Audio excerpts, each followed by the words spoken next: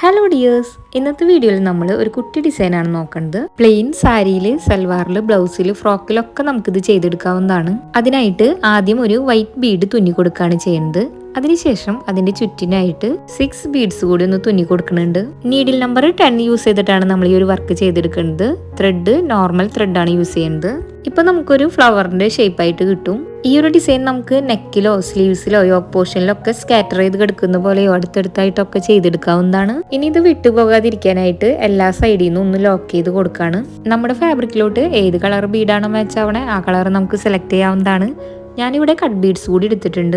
ഇനി നമുക്ക് ഈ ഫ്ലവറിന്റെ താഴെയായിട്ട് 3 കട്ട് ബീഡ്സ് വീതം വീഡിയോയിൽ കാണുന്ന പോലെ തുന്നിയെടുക്കാം. ഒരുപാട് നെക്ക് ഡിസൈൻസ് ലോങ് വീഡിയോ ആയിട്ട് നമ്മുടെ ചാനലിൽ ചെയ്തിട്ടുണ്ട്. ബിഗിനേഴ്സിന് ഈസി ആയിട്ട് ചെയ്യാൻ പറ്റുന്ന ഇതുപോലുള്ള കുട്ടി കുട്ടി ഡിസൈൻസും നമ്മുടെ ചാനലിൽ ചെയ്തിട്ടുണ്ട്. കാണാൻ ഇൻട്രസ്റ്റ് ഉള്ളവർ കണ്ടു നോക്കണേ. ബിഗിനേഴ്സ് കിറ്റിന്റെ ഡീറ്റെയിൽസ് അറിയാനായിട്ട് സ്ക്രീനിൽ കാണുന്ന വാട്സ്ആപ്പ് നമ്പറിലോട്ട് മെസ്സേജ് അയച്ചാൽ മതി. അപ്പോൾ അടുത്തൊരു വീഡിയോയിൽ കാണാം.